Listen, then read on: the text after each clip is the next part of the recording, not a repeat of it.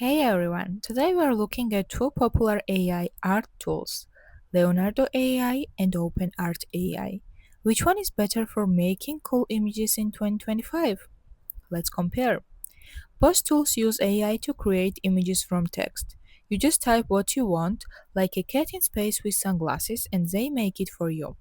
Leonardo AI is known for making really sharp, detailed, and professional looking art. It has many styles and a lot of control options, great for designers and advanced users, but it can feel a bit complex at first.